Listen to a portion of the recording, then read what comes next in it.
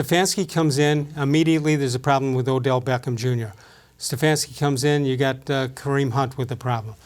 But according to Complex Sports, Odell Beckham Jr. talked about Stefanski today. He said with the new coach coming in, just seeing what he did with the Minnesota-Vikings for a long time with Thielen and Diggs, these are two people I've watched closely on film, and just seeing the things that he did and meeting with him and seeing where his mind's at for Jarvis and myself, how this thing is going to work out, I have a good feeling about it.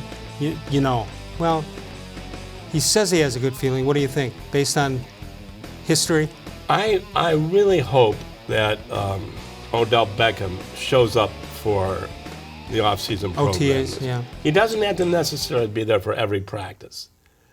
It would be good if he would. But he, show some respect to the new head coach, which he didn't show Freddie Kitchens, and show up at these. Now, this is assuming he had that surgery and he's supposed to be good in about 8 weeks. Right. So I'm not saying he's got to get out there on April 1st. No, but it would be nice if he showed that he cared a little bit, or at least fake that he cared. Sincerity is a very important thing to have, and once you learn to fake that, you got it made. Yeah. So, but let's talk about that. You know what? That's because when he didn't show up, then David-Njoku said, well, I don't have to show up. Look at Odell Beckham. I don't have to show up. Right. Anthony Callaway, he didn't show up. Callaway didn't show up. And Beckham probably felt, well, I don't owe them anything. Right. And if your leaders do show up, then if you're those lesser guys, you better show up. Yeah. I mean, I go back to when Clay Matthews was here, and because I started coming to these guys in 1981, that was already his 4th season. But Clay Matthews, he would not take practice off, and he'd be hurt. He'd get out. He'd be getting his uniform on, going out there. Just to show the other players. That's when they're pads all the time. Yeah. So if you're the second team linebacker or whatever position, it doesn't matter.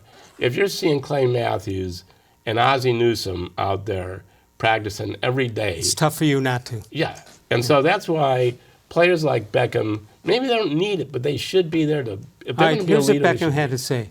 Yeah, I told you what he had to say, but I want to show you Thielen and Diggs and see what they do. And this is the numbers. You got the targets and the receptions, and 9 touchdowns each between the two guys. And now you have a look at what the Browns have in Beckham and Jarvis-Landry. There you see it. Yeah. 4 touchdowns and 6 touchdowns for Jarvis. Yards per game, not very impressive. No.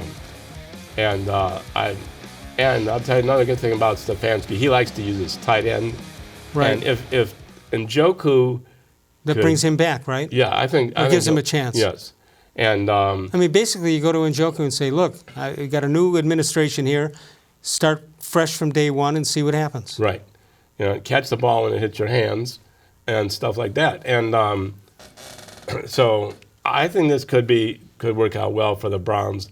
But those instances you mentioned, he was on the job for less than a week when the Odell Beckham thing happened at LSU, and then the week after that, the Kareem-Hunt happens. And when he was welcome to the head coaching job. Welcome to the head coaching, yeah. And when you're the offensive coordinator, you don't have to worry about those. Can you see him calling to somebody, one of his mentors or advisors, and say, I know it's tough. It's a tough job here, but I didn't expect it to have a problem on day 2. Yeah, right. He calls Zimmer. You have an offensive coordinator. He got an opening. Yeah. 216.